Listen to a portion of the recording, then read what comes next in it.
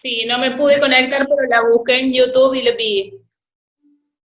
Bueno, no hay drama, porque ahora vamos a retomar así muy rápidamente algunos conceptos y tratar de empezar a relacionarlos con esto de la obesidad infantil.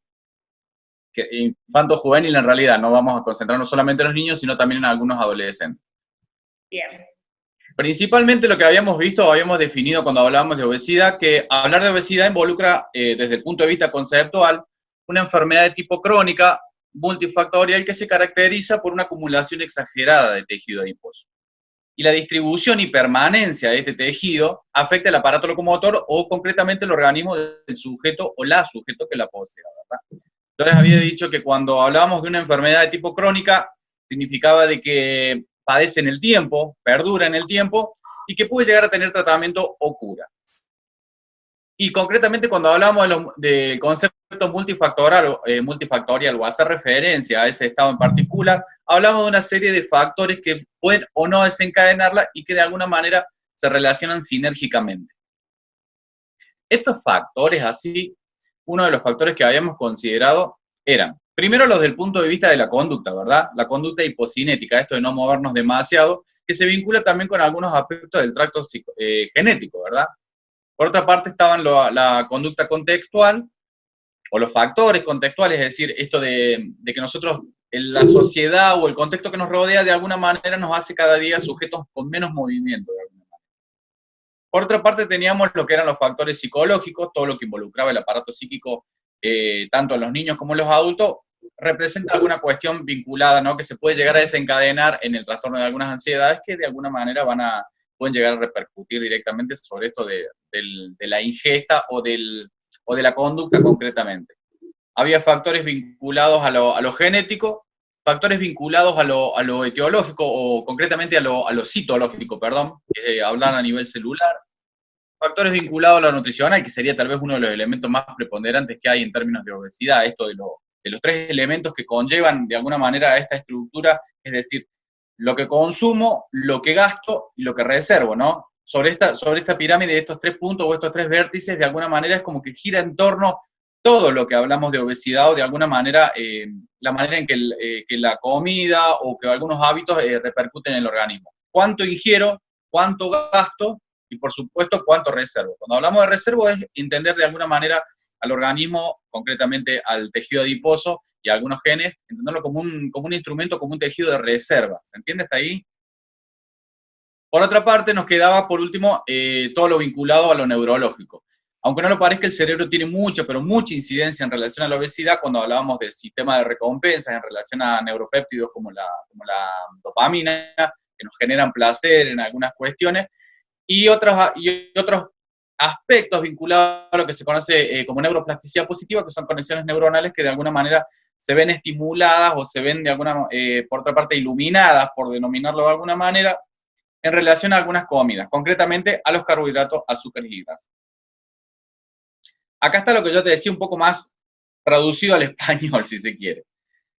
Si ustedes se fijan, cuando hablamos nosotros de obesidad, la obesidad infantil, juvenil o adulta, básicamente siempre es hablar de morbilidad. Cuando hablamos de morbilidad, hablamos concretamente de los riesgos que tenemos nosotros de padecer enfermedades o de padecer, no quiero ser en este sentido tan drástico, pero padecer estados de muerte prematura. Si bien cuando hablamos en el caso de los niños tienen ciertas ventajas que están vinculadas a los aspectos al crecimiento, a los factores, digamos, fisiológicos del crecimiento, al tiempo, a la edad, y por otra parte que los hábitos de alguna manera se pueden ir construyendo con un poco más de tiempo porque nosotros si los adultos tomamos de alguna manera un nivel de responsabilidad que lo podemos ir llevando en términos progresivos, esto significaría de que la condición particular podría ir, digamos, adquiriendo ciertas mejoras que no van a ser tan bruscas, ¿sí? Esto separando siempre la idea de que yo necesito, es como una idea muy rápida de querer conseguir grandes resultados con el mínimo esfuerzo. Y cuando hago ese mínimo esfuerzo a veces son muy bruscos. Es decir, quiero bajar de peso en un mes, quiero bajar 30 kilos. Y la verdad que es una realidad un poco bastante complicada. Y más si hablamos de niños, ¿verdad? Acá está cuando yo les decía que se pueden padecer cuestiones que estaban vinculadas a lo psicológico, está el tema de la autoestima, ¿no? Hay disminuciones a nivel de la autoestima, hay casos de niños que se han visto con estados depresivos, hay trastornos del sueño que están vinculados también de alguna manera con los estados de ansiedad, pero también con las apneas del sueño. consideremos que cuando hay un aumento del tejido adiposo, hay cuestiones que están vinculadas también a la dislipidemia, a las condiciones de las proteínas de baja densidad, el famoso colesterol malo, el LDL, que de alguna manera van tapando arterias y el tracto respiratorio se ve involucrado en este caso. Por otra parte, en el caso de las niñas, hay alteraciones directamente sobre la menstruación, sobre la menarca, que esto tiene incidencia directa sobre la distorsión hormonal.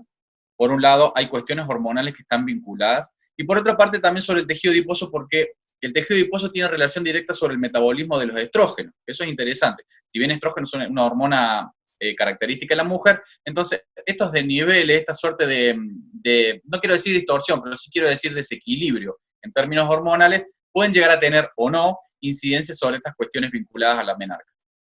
Por otra parte, como dice un poquito más abajo, que ya a partir de los 25 años ya hay enfermedades que se siguen desencadenando crónicas. Hoy por hoy está muy de moda no el concepto, sino la enfermedad del síndrome metabólico, lo habrán escuchado por ahí. El síndrome metabólico lo que hicieron cuando denominaron esta enfermedad de síndrome metabólico es englobar un conjunto de enfermedades que se desencadenan por una condición en particular.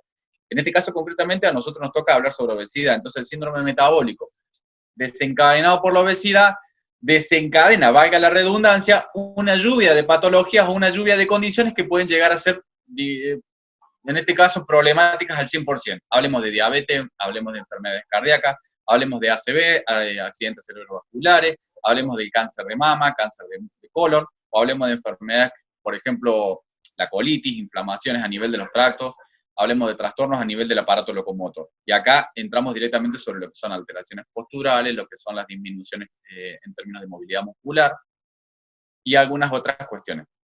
Si lo miramos a la derecha, acá dice alimentos que provocan sobrepeso. Están resumidos en estos elementos todo lo que yo hablaba cuando yo les decía del sistema de recompensa a nivel cerebral, cuando hablamos del avance de la neurociencia en relación a la obesidad. Yo les decía en la clase anterior de que el sistema de recompensa que se encuentra en el área prefrontal del cerebro, en el lóbulo frontal, tiene básicamente la responsabilidad de segregarnos a nosotros dopamina, oxitocina, serotonina, que son algunos neuropéptidos que se vinculan. En el caso de la dopamina con el placer, en el caso de la oxitocina con la felicidad, en el caso de las endorfinas, en este caso del placer vinculado al movimiento o algunas cuestiones, la oxitocina que se vincula mucho con las madres, con las mujeres cuando tienen el hijo, esa cuestión de unión que supera a la mujer en relación al hombre, está vinculado básicamente por esta hormona o este neuropéptido que es la oxitocina.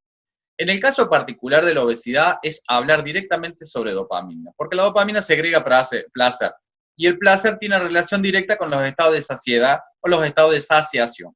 Habíamos hablado que saciedad era el momento en el que yo comí y me sentía lleno, mientras que saciación es el momento en el que yo terminé de comer o me siento lleno, cuando vuelvo a tener hambre. En ese periodo, en ese lapso de tiempo, es hablar de saciación. Mientras que hablar de saciedad, repito lo anterior, es hablar del momento que yo digo, estoy lleno, estoy satisfecho.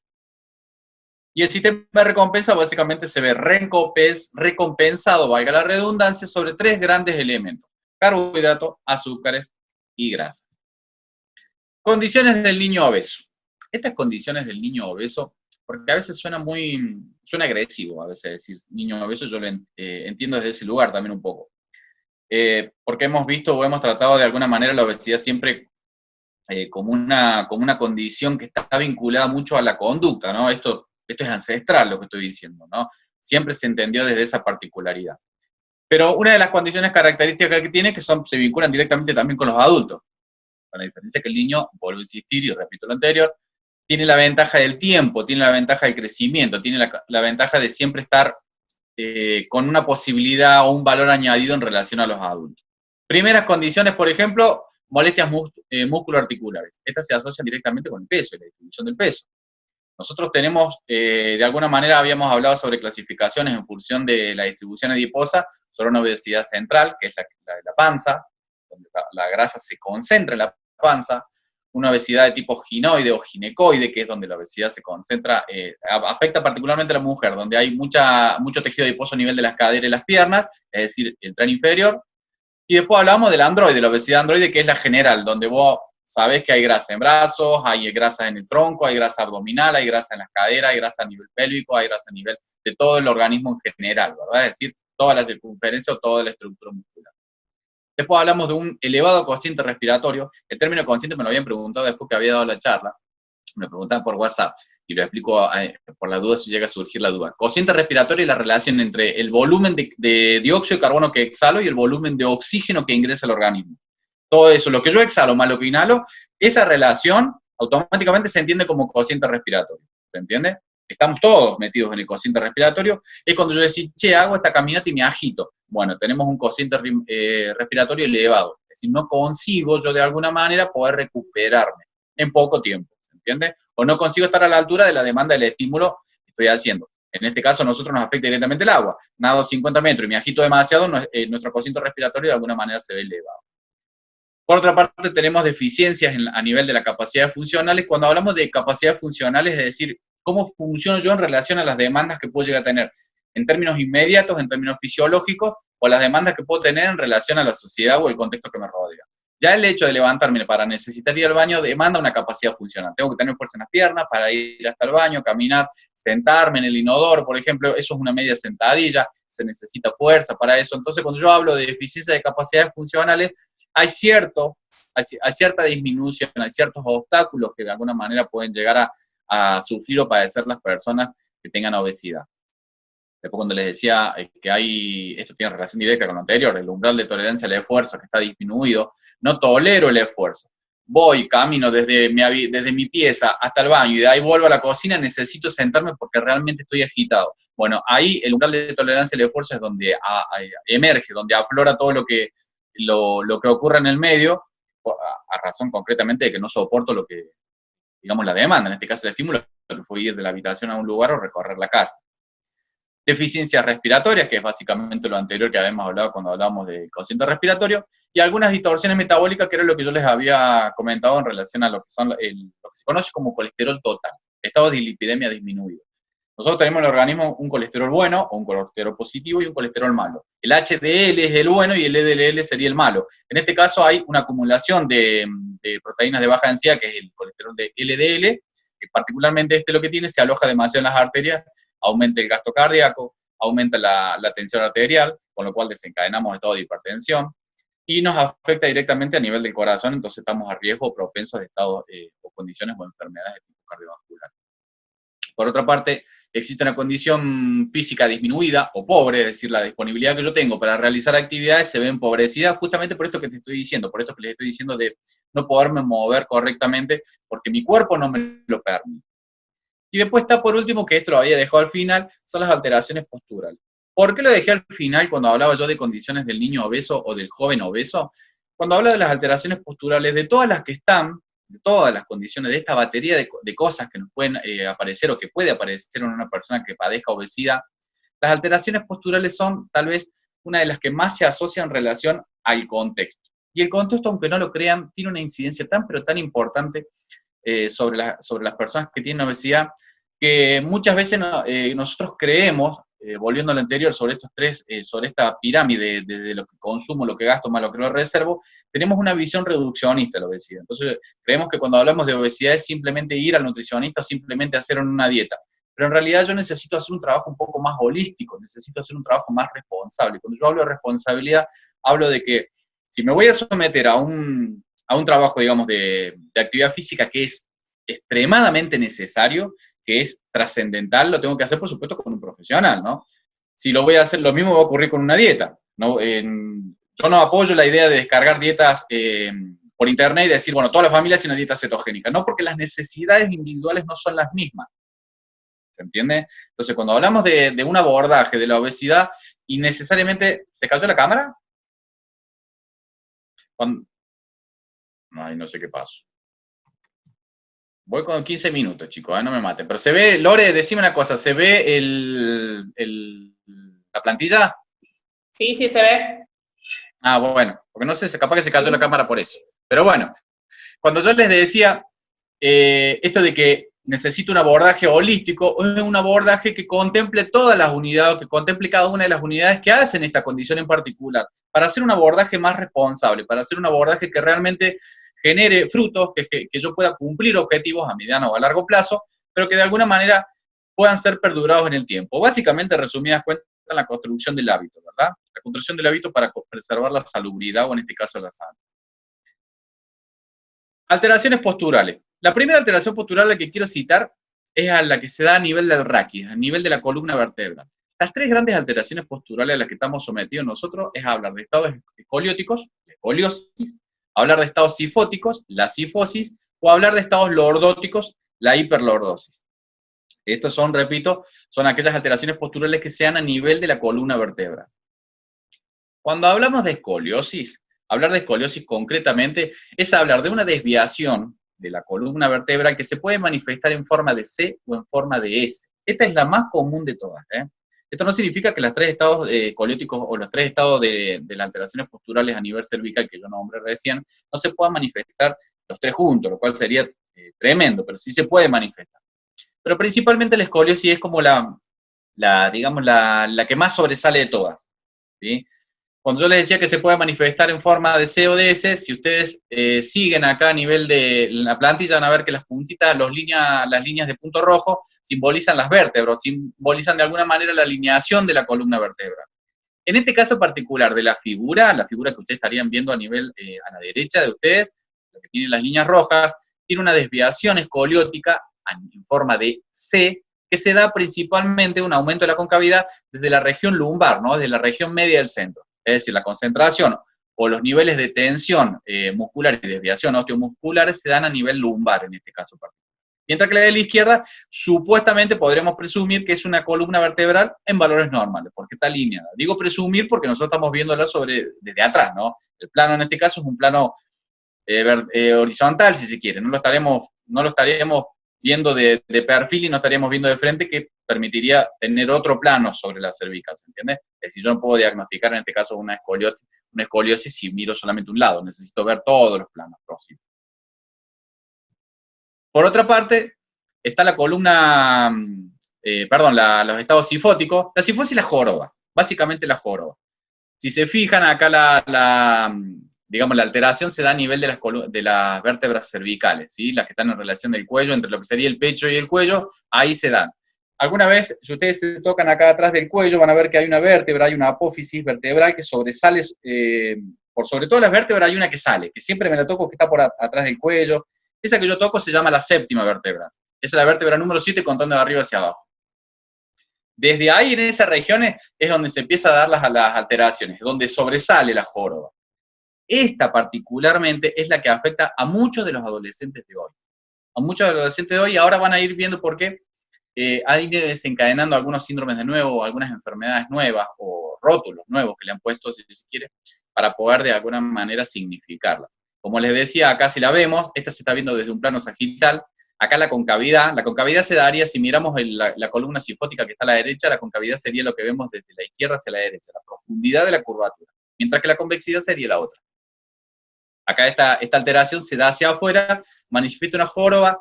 Principalmente siempre cuando hablamos nosotros de alteraciones posturales, hablamos de desequilibrios. Hablar de desequilibrio es hablar concretamente de estados de tensión y de estados, digamos, hipotónicos, estados donde el tono muscular se ve más disminuido y se ve ralentizado o vencido por los aumentos musculares del parantagonista. En este caso, en la sifosis generalmente hay una acumulación de tensión a nivel de los rotadores internos del hombro, hablemos de pectorales, hablemos del supraespinoso, hablemos de la musculatura inferior por debajo de la cavidad pectoral.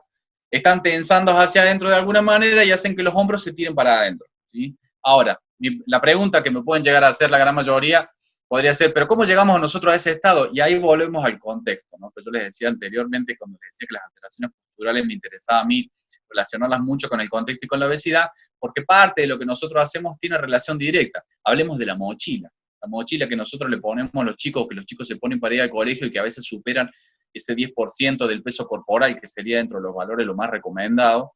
Hay aumento, yo necesito sostenerlo con los hombros hacia adentro, hay un aumento exagerado y permanente, por lo menos en el momento que lleva la mochila sobre el pectoral, y eso va de alguna manera aumentando el tono muscular del pectoral o de toda la musculatura, en este caso anterior a la cintura escapular, y va debilitando todo lo de atrás. Es decir, la musculatura de la espalda se ve un poco más debilitada, ¿se entiende? Entonces ahí estamos en esto que yo les digo, los desequilibrios. Hay aumento del tono muscular por un lado, y hay disminución del tono muscular por el otro lado. Después tenemos la hiperlordosis, que es la que principalmente se da a nivel lumbar.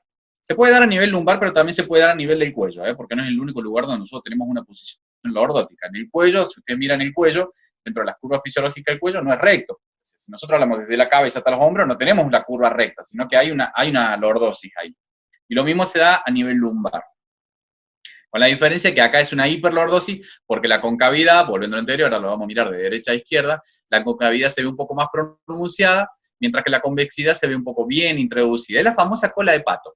Ustedes miran bien a la derecha la imagen, yo no sé si la pueden ver, se ve en blanco y negro la figura de una niña que tiene una hiperlordosis bien marcada. Saca mucho la cola, la panza hacia afuera, está el pecho bien tirado para atrás. Y es volver a lo anterior que yo le decía, los desequilibrios, ¿no? Esto de aumentar el tono muscular a nivel lumbar, de todo el cuadrado lumbar, de toda la musculatura paravertebral, para no aburrirlos, pero para citar algunos, no quiero aburrirlos, pero tengo que citar indefectiblemente musculaturas que están vinculadas al core, multífido, musculatura paravertebral, los rotadores internos. Hay ciertas cuestiones que están vinculadas a la estructura músculo-tendinosa, ligamentos, tendones, fascias, aponeurosis. Todo ese tipo de tejido, todo ese tipo de estructuras van cediendo o se van aumentando en términos de tono muscular o en términos de todo en el tejido y van generando estos desequilibrios. Pero bueno, la hiperlordosis es la famosa cola de pato. En el caso de la obesidad, ¿cómo lo vamos a relacionar directamente con la obesidad central? Cuando vemos los niños o vemos un adulto que tiene mucha panza, es como la embarazada. La embarazada, si ustedes miran una embarazada en el primer mes, y lo miramos a los 4 meses o a los 6 meses, van a ver cómo empieza a sacar la cola. Saca la cola automáticamente para atrás porque se ve en una adaptación.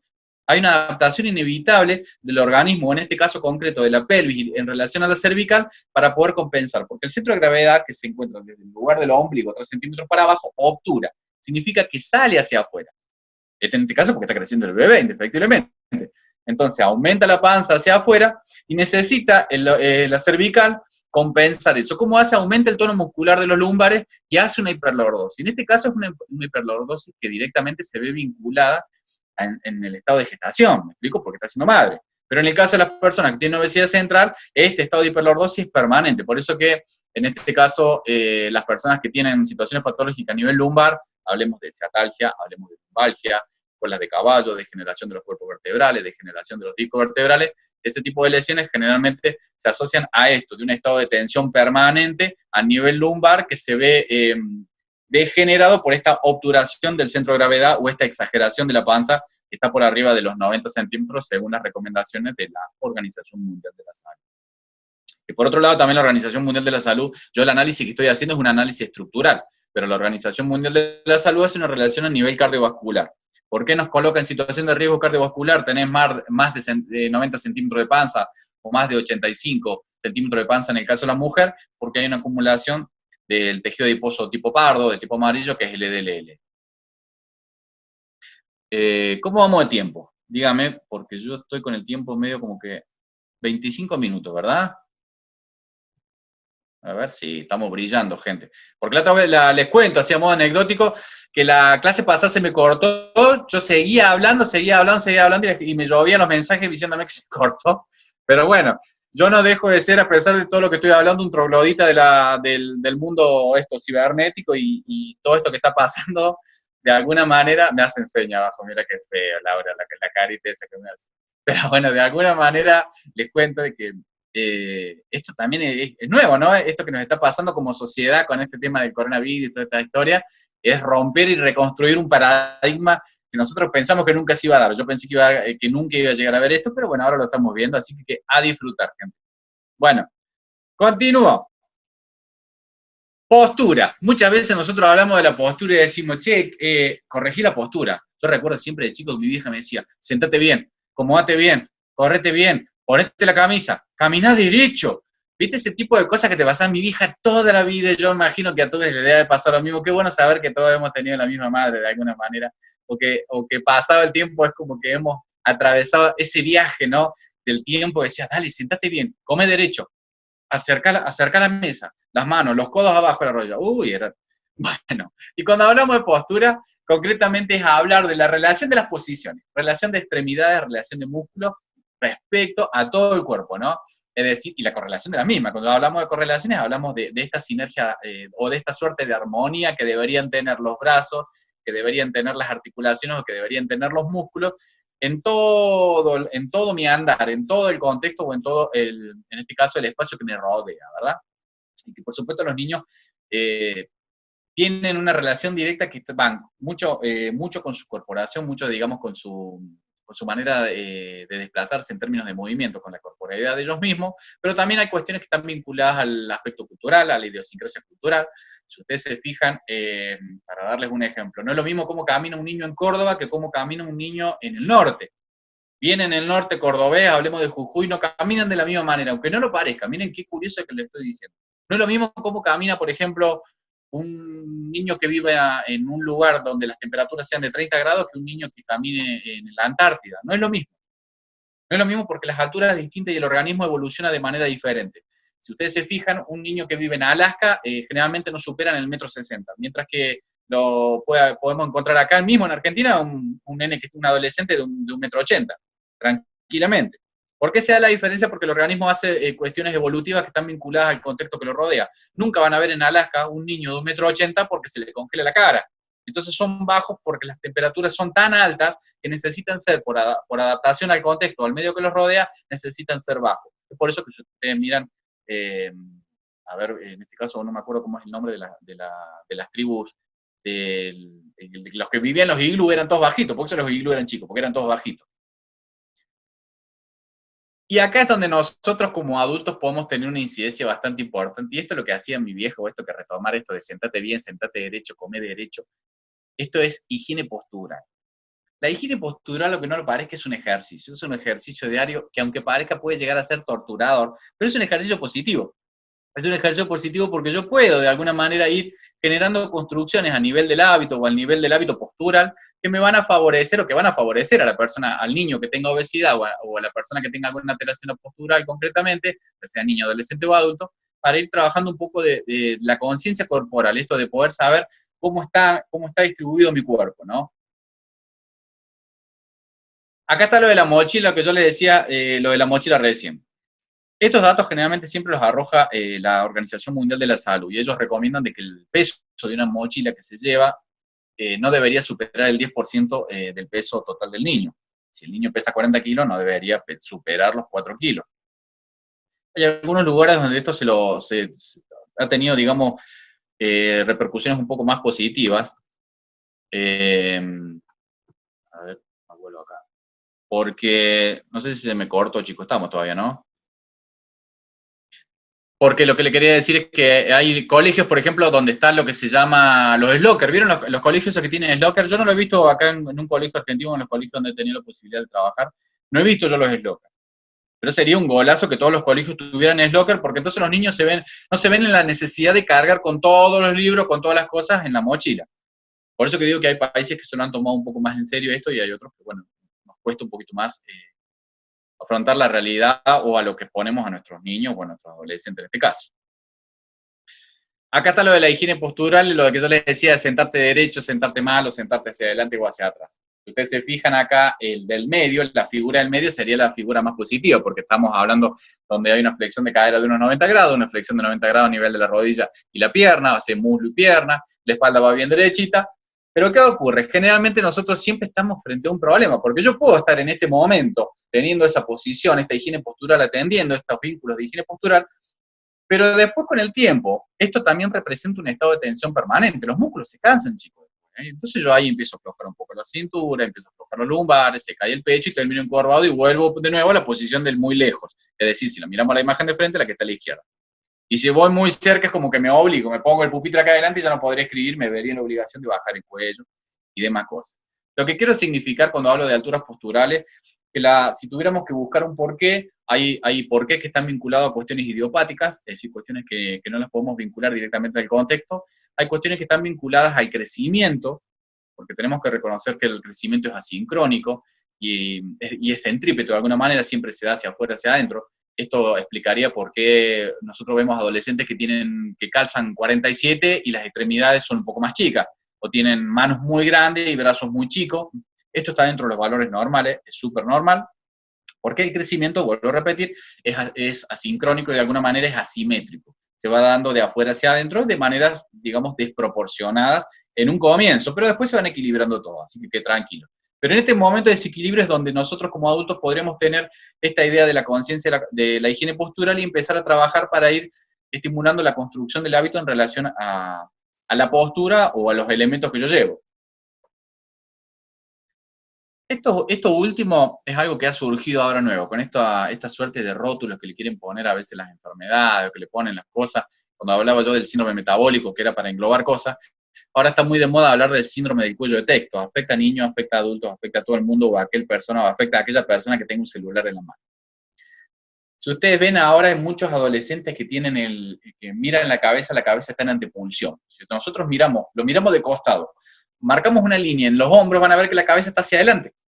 O sea, es como que la cabeza está tirada hacia adelante, no específicamente como la figura del niño que ven acá, pero si nosotros nos vamos un poquito a la derecha y ven las figuras que están de color beige, no sé qué, de color medio marrón clarito, van a ver la que dice 12 kilogramos, que está haciendo una referencia en relación al peso que tiene que soportar la musculatura del cuello, está tirado hacia adelante. Eso se llama, el cuello se encuentra en una condición de antepulsión, está tirado hacia adelante, ¿no? Y los hombros están en retroversión, es decir, están tirados hacia atrás.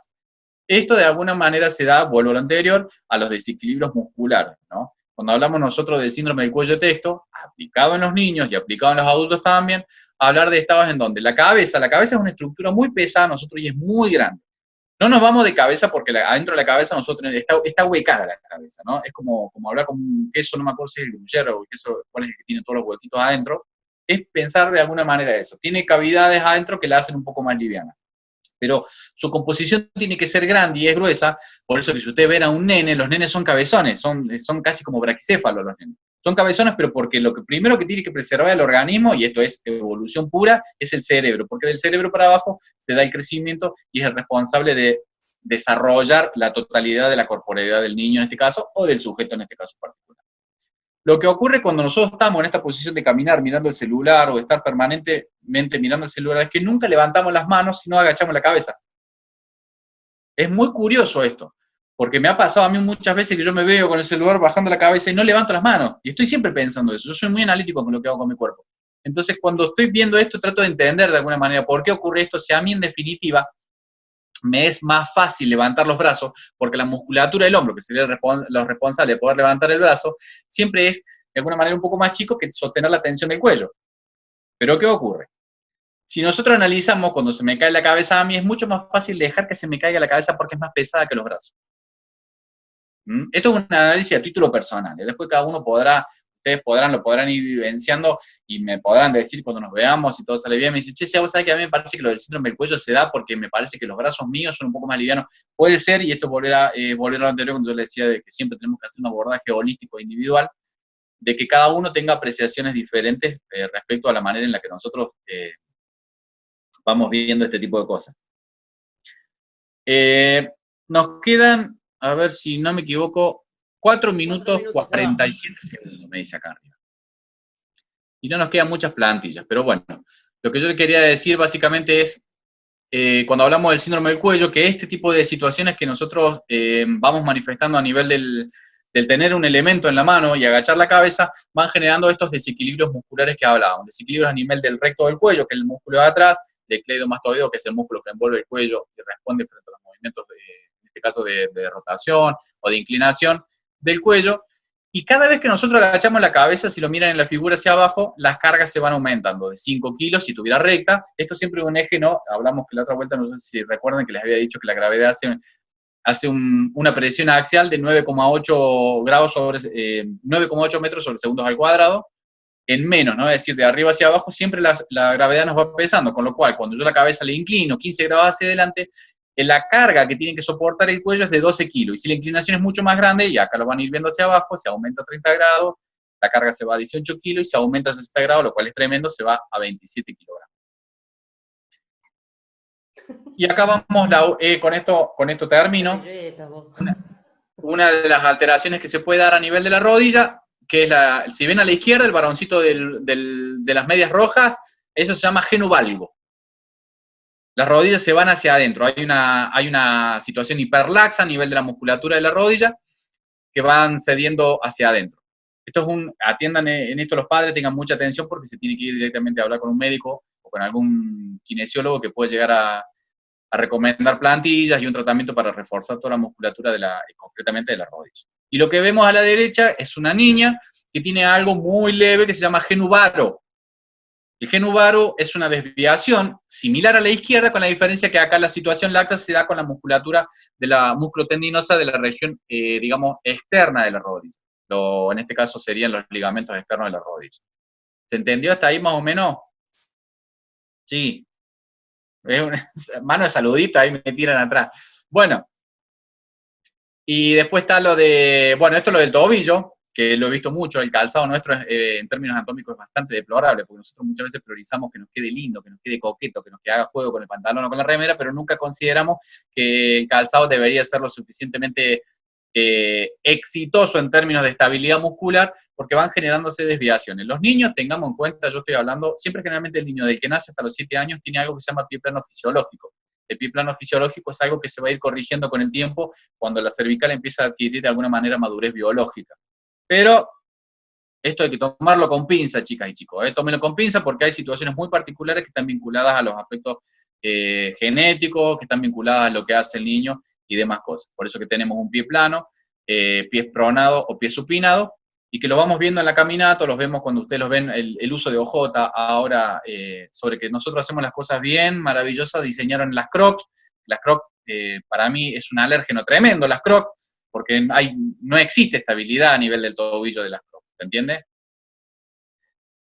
Y con esto más o menos, ahí ya daríamos por terminada esta parte. La quise hacer más cortita, le cuento, porque muchas veces yo tengo la tendencia de que me voy a la rama, lo habrán notado, de que me voy mucho por la rama y no quiero aburrirlos. A mí lo que me interesa es poder, de alguna manera, hacer un poco de conciencia de esto, y como sé que muchos de los que estamos, después lo van a grabar y muchos lo vieron, la otra vuelta me comentaban también que lo habían visto y les había gustado mucho la charla, pero también soy consciente de que por ahí me voy de mambo y termino hablando mucho, y no quiero que se aburra. Quiero que conserven algunos conceptos o algún nivel de conciencia, si se quiere, a los efectos de que cuando me puedan ver, saben que estoy a disposición de todos y de todas para poder trabajar con esto y ver si podemos, desde la pileta o desde el club, nosotros como institución podemos darles una mano para alguna persona que pueda llegar a tener alguna de estas cuestiones, ¿no? Que están vinculadas a la obesidad o a las alteraciones posturales. Así que bueno, gente, agradezco a todos y todas, un placer como siempre, gracias Lore. Ya saben que estoy a disposición de todos y de todas. Gracias Tefi, gracias Martín, gracias Laura, a todos los que confían en mí para que dé estas mini charlas o aporte mi pequeño granito de arena en estas cosas que son tan importantes y que en términos de pandemia, a obesidad, chicos, es súper importante, tanto como el coronavirus. Así que a tomar un poco de conciencia. Cuídense y nada, gracias por todo.